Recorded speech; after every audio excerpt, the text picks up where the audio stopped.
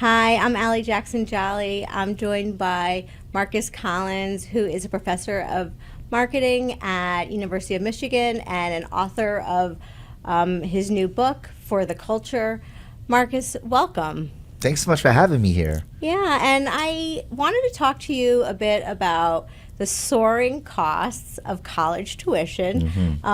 There's almost universal consensus by consumers of higher education, whether it's the student or the parents that are paying for it, that college costs have become prohibitively expensive. I recently saw a study that said in the last 20 years, the cost of private institutions have risen by 40%. The cost of in-state tuition of public institutions have risen by 56%, and that's adjusting for inflation, right? You recently said to me that you think that we've gotten to the point that college tuition has become a luxury good for the wealthy. Can you explain what you mean by that? Indeed. The idea of a luxury good is that it holds a set of meaning in people's minds, and therefore that meaning is associated with some premium, and people are willing to spend premium for said good. And I think the challenge that's happening with higher education is that its meaning is being challenged. And yet the price of said product continues to go up. Now, we only see that when it comes to luxury goods. And what it means is that people who have access to wealth, who have access to financial wind sweeps, they're able to access these luxury products. And those who are not, they go to great lengths to get access to it, i.e. going into massive debt. And we see this with luxury brands, right? I can't really afford that bag, but that bag says something about me. Therefore, I'm going to overextend myself financially to get that bag to signal who I am so that I have a certain value in the marketplace. Yeah, that's right. I recently read an article that said that whereas parents used to promise their kids a down payment for a house or their first car or maybe a wedding, now they're hoping to promise them no debt after college. And so along those lines, can you talk to me a bit about I guess who's going to be the winner and the loser if colleges don't get this right, or the elite institutions don't get this right? Who do you see as the big winners and the big losers? I think at its core, it's going to be institutions who really understand the value proposition that college is meant to provide, what higher education is meant to do. Historically, higher education was about the acquisition and dissemination of knowledge. And you went to a higher education institution so that you might be able to get said knowledge. Not just fill your mind with facts, but also create the skill that is critical thinking. And such is the case for universities. However, the notion was that because I have this validation from a university, this seal of approval, this chevron that I am a critical thinker and I now have this knowledge, then therefore I am ready for the workforce. I've been prepared for the workforce. So getting a degree was a signal, meaning symbol that you were ready to work and you were ready to get a good job, and it would cover the cost, the investment that is college educations. That's the value proposition that students go to school for. I'm going to school by and large so that I can get a job on the other end of this thing. There were recent changes to the rating system, particularly U.S. News rating system of universities, where they applied social mobility as a rubric of whether the school should be rated high.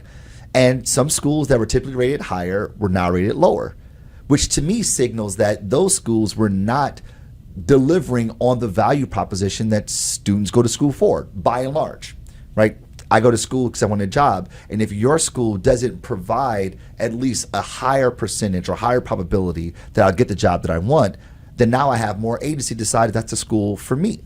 If not, if I say, you know what, I don't care about social mobility because I'm already at a very high level, therein lies the luxury.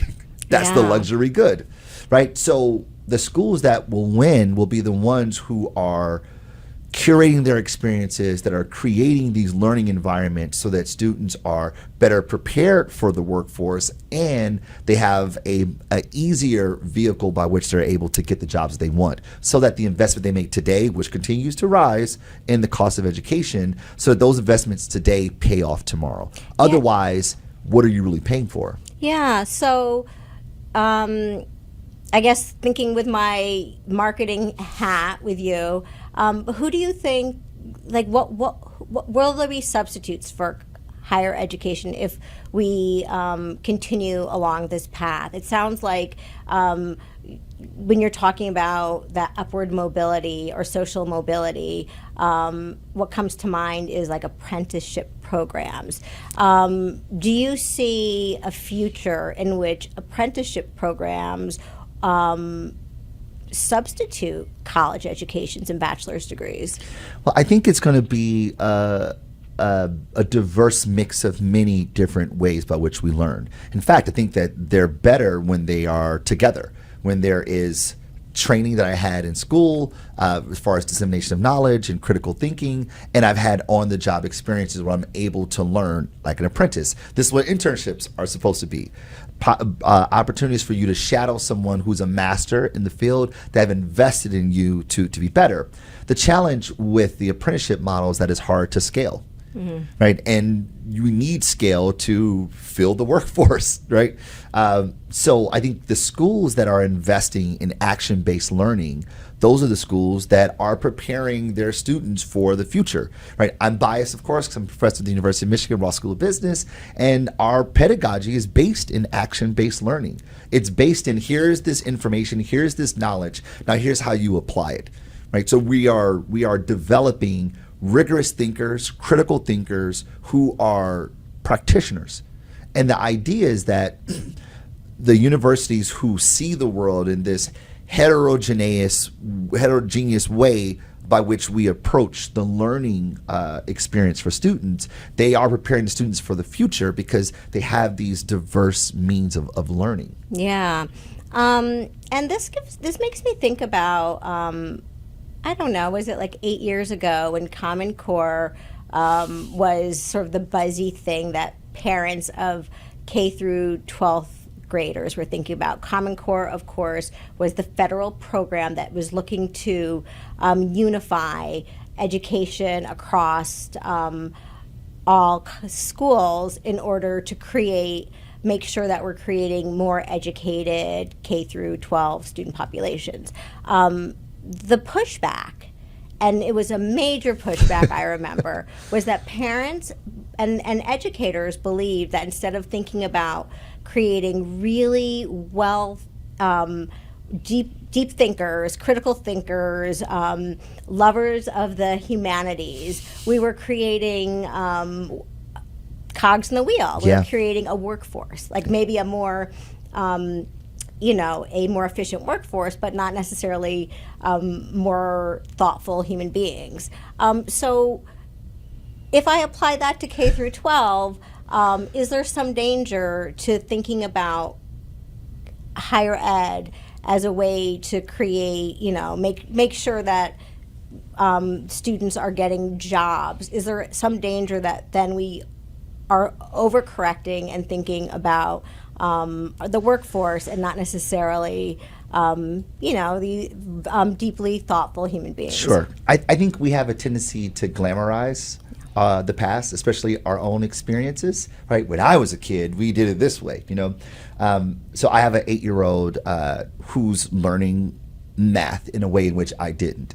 And when I see her do math problems, I go, it's so complex, like such an easier way to do this.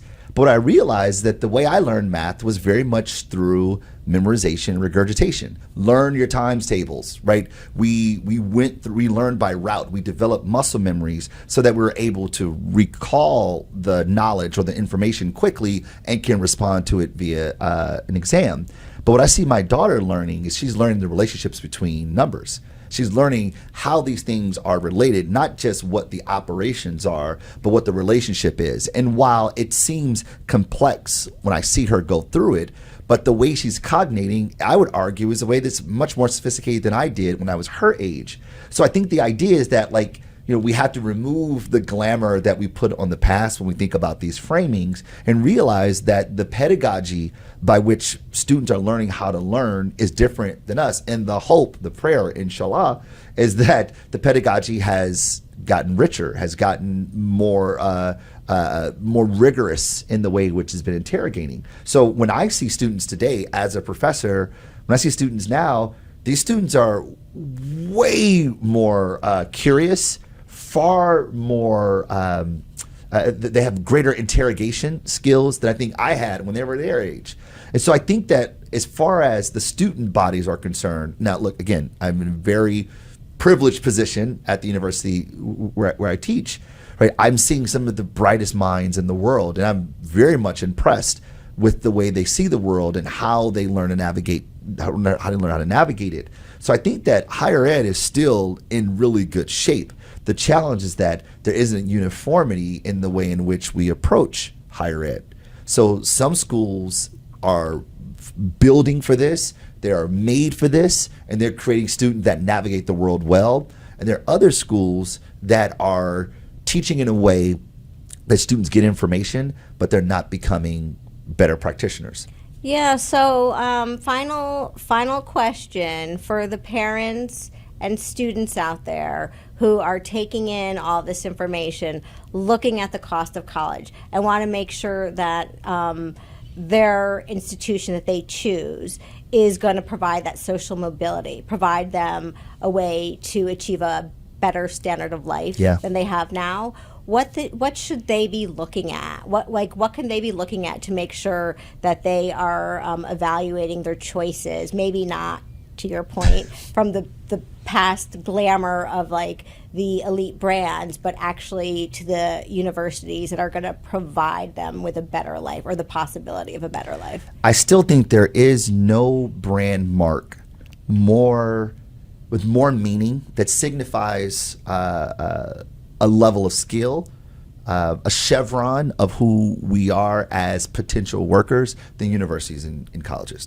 There's nothing better than that. And the idea is that for you to have gotten to school, you had to demonstrate a level of skill, a level of savviness. And so if you got accepted by this school, then you must be good. And if you graduated from this school, you must be really good. And for people who are just entering the workforce, they don't have a lot of work experiences. So hiring managers, they're just trying to find proxies to signal your potential. And universities and colleges are the best at that very thing, some greater than others.